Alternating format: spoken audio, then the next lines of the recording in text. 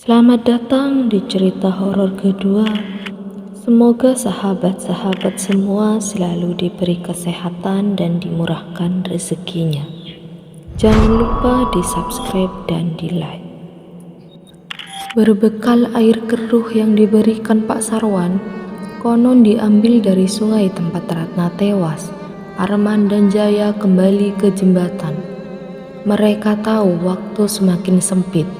Jika tidak bertindak malam itu, mereka mungkin akan kehilangan Dani dan Tia untuk selamanya. Angin berhembus dingin, membawa aroma tanah basah dan ketakutan.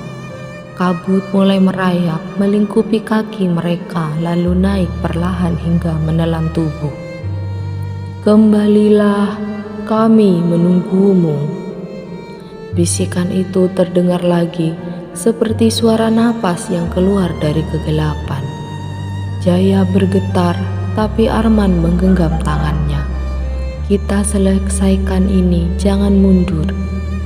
Dengan tangan yang bergetar, Jaya memercikkan air di sekitar mereka. Cahaya samar muncul di udara, seolah menciptakan lingkaran pelindung yang memisahkan mereka dari dunia yang tak kasat mata. Namun suara itu terus mengelilingi. Sosok-sosok mulai muncul dari kabut.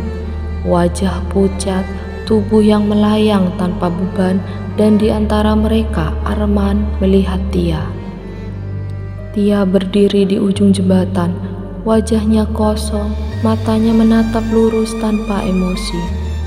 Di sebelahnya Dani berdiri, tubuhnya kaku, matanya memancarkan kesedihan yang mendalam. "Tia!" Arman berteriak, berlari mendekat. Namun Jaya menarik lengannya. "Itu bukan Tia, itu bukan mereka." Tia perlahan mengangkat tangan, seolah memanggil. Namun suaranya yang keluar bukan suara Tia yang mereka kenal. Suara itu berat, penuh derita, seolah berasal dari tempat yang tak seharusnya. "Tinggallah bersama kami."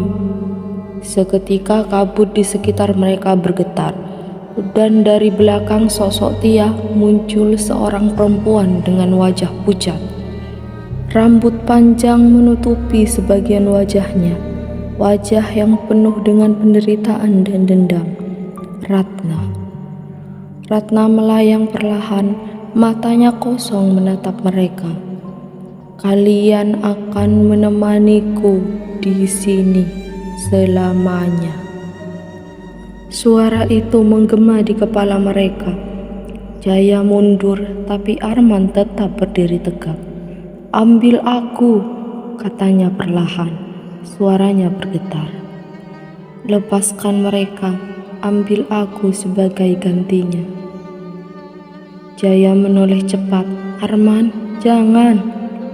Namun Ratna hanya menatap lalu melayang perlahan ke arah Arman. Tangan putihnya terulur, hampir menyentuh. Saat itu Jaya tersadar. Ia memercikkan air keruh ke tanah dan sosok Ratna menjerit melengking. Suara itu memecah kabut, mengguncang udara malam. Sosok Ratna perlahan menghilang. Tubuhnya terpecah dalam kabut yang tersapu angin. Namun sebelum lenyap, ia menatap dalam-dalam. Matanya menyimpan pesan yang tak terucap. Lalu kabut mulai surut. Sosok Tia dan Dani menghilang bersama kabut itu. Mereka berlari ke tepi sungai, berharap menemukan sesuatu. Dan di sana, di antara bebatuan dan aliran air yang tenang, dua jasad tergeletak. Dani dan Tia. Tubuh mereka dingin, tapi wajah mereka damai, seolah penderitaan mereka telah usai. Arman jatuh berlutut, air matanya tak tertahan. Maafkan kami," karena terlambat." Jaya berdiri di sampingnya, tubuhnya gemetar. Setidaknya mereka sudah bebas. Namun saat mereka hendak kembali, Jaya menoleh sekali lagi ke arah jembatan. Di ujung sana, bayangan samar tampak berdiri, menatap mereka. Sosok perempuan berambut panjang hanya menatap tanpa kata.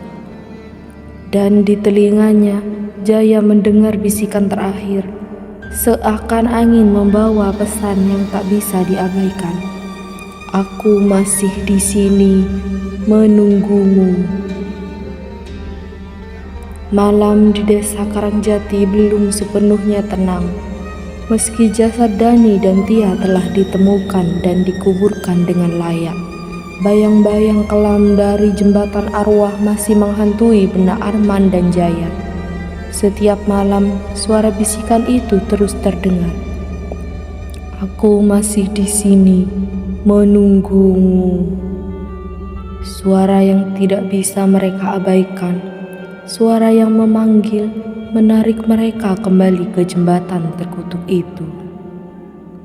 Beberapa hari setelah kejadian di jembatan, Arman mulai bermimpi buruk. Dalam tidurnya, ia selalu berdiri di atas jembatan yang dikelilingi kabut, mendengar Ratna memanggil namanya. Sosok itu melayang, wajahnya penuh luka, matanya kosong dan dendam. Namun bukan itu yang paling menakutkan. Di setiap mimpinya, Arman melihat sesuatu yang baru. Bayangan sesosok anak kecil di belakang Ratna. Wajahnya kabur, namun jelas. Anak itu memanggil ibu. Ketika Arman bercerita ini pada Jaya, wajah sahabatnya berubah pucat. Apa mungkin Ratna meninggalkan sesuatu di dunia ini, sesuatu yang belum selesai? Mereka kembali menemui Pak Sarwan.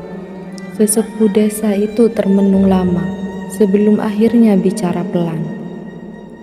Dulu, waktu Ratna dihakimi warga, ada desas-desus yang mengatakan dia tidak sendiri. Ada yang bilang dia melahirkan anaknya di tepi sungai sebelum akhirnya dilempar ke dalam arus. Tapi tak ada yang tahu pasti apa yang terjadi pada bayi itu.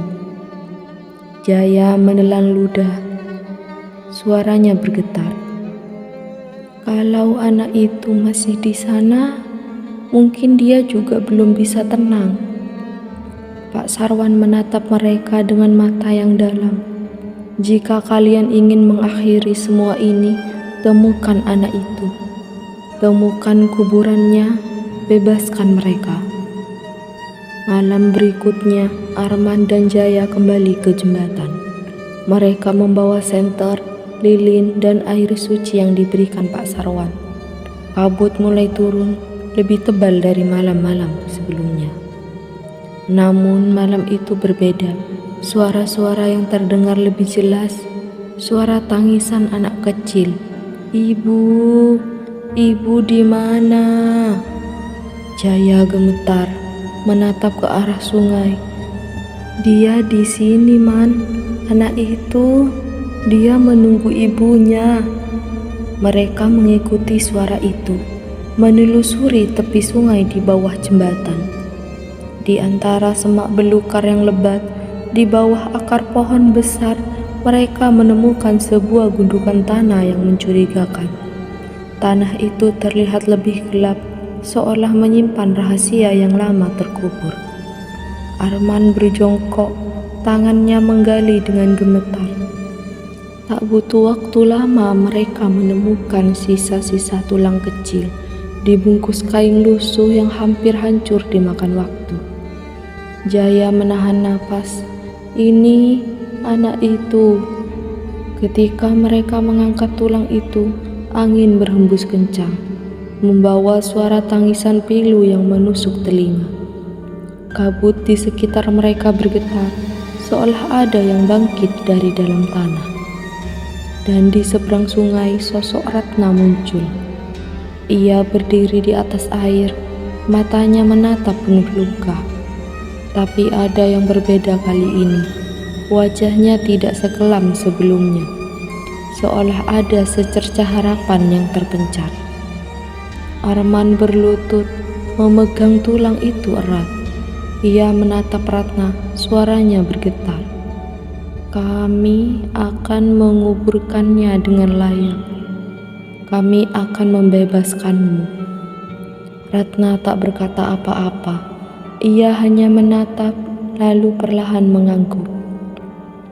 Dengan penuh hati-hatian, mereka membawa sisa tulang itu ke desa, menguburkannya di dekat makam Tia dan Dani. Mereka menyalakan lilin, memanjatkan doa, memohon agar arwah anak itu bisa tenang. Dan saat lilin terakhir dinyalakan, angin berhembus pelan, membawa aroma bunga yang samar. Suara tangisan itu berhenti, dan di kejauhan kabut yang menutupi jembatan perlahan surut, seolah sebuah kelegaan telah membebaskan tanah itu dari kutukannya. Namun, ketika semua terasa tenang, Jaya menyadari sesuatu. Ia menatap ke arah hutan di seberang jembatan. Ada yang aneh di sana. Sebuah bayangan berdiri jauh di antara pepohonan. Bukan Ratna, bukan juga sosok anak kecil itu. Sosok itu tinggi, berbalut kain hitam dengan mata yang menyala merah dalam gelap. Dan bisikan itu kembali terdengar, namun kali ini bukan Ratna. Suara yang lebih dalam, lebih tua, seolah berasal dari tempat yang lebih gelap. Jembatan ini bukan hanya milik Ratna, tapi milik mereka yang lebih tua, lebih lapar. Arman dan Jaya saling menatap. Ketakutan menguasai hati mereka. Apa yang sebenarnya menghantui jembatan itu? Apakah Ratna hanyalah bagian kecil dari kegelapan yang lebih besar? Dan siapa sosok yang masih menunggu di balik kabut? Malam semakin larut. Namun bayangan itu tetap berdiri di sana, menatap mereka dari kejauhan. Ketika Arman hendak mendekat, suara retakan terdengar di bawah tanah. Sebuah suara yang bukan berasal dari makhluk hidup, tetapi dari sesuatu yang lebih purba. Pak Sarwan yang mendekati mereka pun membisikkan sesuatu yang menambah ketakutan di hati mereka. Ada yang lebih tua dari Ratna di jembatan itu. Sesuatu yang bahkan nenek moyang kita tak berani sebut namanya. Mereka berdiri di tepi sungai, memandangi bayangan itu, menyadari bahwa kegelapan di jembatan belum berakhir. Dan mungkin ini baru awal dari mimpi buruk yang lebih besar. Malam di Karangjati tidak lagi sama. Setelah penguburan tulang belulang anak Ratna, Arman dan Jaya berharap mimpi buruk itu telah berakhir. Namun, bayangan hitam yang berdiri di seberang jembatan dengan mata merah menyala dan bisikan yang menembus tulang menandakan hal sebaliknya. Mereka belum sepenuhnya membebaskan jembatan itu. Mereka justru telah membangunkan sesuatu yang lebih tua dan lebih lapar. Malam berikutnya, mimpi buruk kembali menyiksa Arman. Tapi kali ini mimpi itu berbeda. Ia berdiri di jembatan yang hancur, dengan sungai di bawahnya yang berubah menjadi genangan darah pekat. Dari dalam sungai itu, tangan-tangan kurus terjulur, meraih ke arah langit memohon pertolongan. Dan di ujung jembatan, berdiri sosok bayangan hitam itu, tinggi, menjulang dan matanya merah seperti bara. Sosok itu menatap Arman, suaranya menggema di kepala. Kalian membangunkanku dan aku lapar. Arman terbangun dengan tubuh basah oleh keringat, napasnya terengah. Ia menatap jendela kamarnya yang berkabut, dan di kejauhan ia melihat sosok hitam itu berdiri menatap dari balik kabut. Pagi harinya, Arman dan Jaya kembali menemui Pak Sarwan. Harapannya satu-satunya untuk mengerti apa yang mereka hadapi. Namun Pak Sarwan terlihat gelisah. Matanya memandang keluar jendela dengan ketakutan yang sulit disembunyikan. Aku sudah berharap kalian tidak membangkitkan itu, katanya pelan hampir berbisik. Kalian memang sudah membebaskan arwah Ratna dan anaknya, tapi kalian telah membangunkan sesuatu yang seharusnya tetap terkubur. Jaya menatapnya tajam. Apa itu, Pak? Apa yang menghantui jembatan itu? Pak Sarwan menelan ludah. Suaranya parau. Itu bukan hantu. Itu bukan arwah. Itu penunggu lama. Makhluk yang bahkan nenek moyang kita tak berani sebut namanya. Dulu sebelum jembatan itu berdiri, ada ritual yang dilakukan di tepi sungai. Ritual kelam, pengorbanan untuk menjaga keseimbangan. Pengorbanan, bisik Arman. Pak Sarwan mengangguk pelan. Darah manusia. Setiap tahun seorang dipersembahkan, dan ketika pengorbanan dihentikan, makhluk itu terbangun. Jembatan itu dibangun di atas tanah yang terkutuk, di atas kuburan korban yang dikorbankan, dan kini ia lapar kembali. Sejak malam itu, desa Karangjati berubah. Hewan-hewan menghilang, suara tangisan terdengar dari dalam hutan, dan kabut semakin sering menelan desa saat malam tiba. Arman dan Jaya merasa diawasi setiap saat. Bayangan hitam itu muncul di setiap sudut, di setiap pantulan air, di balik pohon-pohon. Lalu, warga desa mulai menghilang. Satu persatu, menghilang tanpa jejak. Hanya ditemukan jejak kaki mereka yang terakhir di tepi jembatan. Desa mulai panik, bisik-bisik ketakutan menyebar. Ada yang berkata arwah Ratna belum tenang.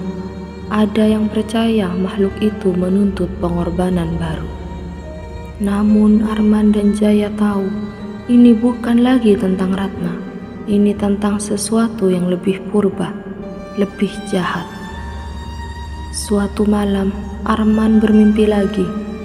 Dalam mimpi itu, ia berdiri di tengah jembatan sendirian.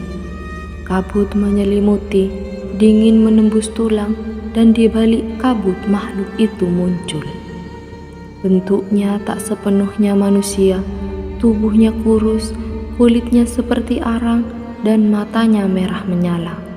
Ia melayang, tangannya panjang dengan jari-jari yang runcing.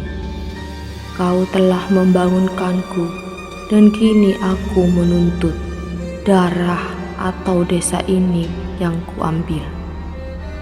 Arman terbangun, mendapati lehernya dipenuhi bekas goresan, seolah tangan makhluk itu memang benar-benar menyentuhnya. Pagi harinya, Arman dan Jaya berkumpul dengan Pak Sarwan dan beberapa sesepuh desa. Suasana penuh ketegangan. Kita harus melakukan sesuatu, desak Jaya. Kalau tidak, desa ini habis. Pak Sarwan menatap mereka lama, matanya berkaca-kaca. Ritual itu mungkin harus dilakukan lagi. Pengorbanan, Arman tak percaya dengan apa yang ia dengar. Pak Sarwan mengangguk pelan. Jika tidak, makhluk itu akan mengambil lebih banyak jiwa. Kita harus mengembalikan apa yang diambil darinya, atau dia yang akan mengambil semua dari kita. Keheningan yang mencekam melanda. Semua menunduk, menimbang pilihan yang kejam. Malam itu, di bawah langit gelap tanpa bintang, Arman dan Jaya berdiri di tepi jembatan. Di hadapan mereka, seorang warga desa yang terpilih dengan undian. Mata orang itu kosong, tubuhnya pasrah. Kabut turun perlahan, menutupi pandangan seolah menanti. Namun saat Arman mengangkat tangannya untuk melakukan ritual, ia mendengar suara dari dalam dirinya. Jangan lakukan ini, ada jalan lain. Arman menatap sekeliling dan di ujung jembatan ia melihat bayangan Ratna. Wajahnya tenang, matanya memohon. "Lepaskan, jangan ulangi dosamu. Ada jalan lain." Arman gemetar, tangan yang memegang pisau ritual jatuh ke tanah. Ia menatap Jaya, matanya penuh ketakutan. "Kita nggak bisa lakukan ini." Namun saat itu, makhluk itu muncul dari kabut. Tubuhnya menjulang, matanya menyala. Ia melayang, suaranya menggema dalam kegelapan. "Kalian menolakku, maka aku akan menjemput kalian satu persatu." Kabut meledak, menyelimuti semuanya, dan suara jeritan memenuhi udara malam. Kabut menelan segalanya malam itu. Jeritan menggema di udara, suara yang menusuk hingga ke tulang. Ketika kabut mulai reda, Arman berdiri di atas jembatan dengan tubuh gemetar. Di sekelilingnya hanya keheningan. Jaya dan warga desa yang sempat bersamanya menghilang. Lanjut part 3. Jangan lupa di subscribe dan di like.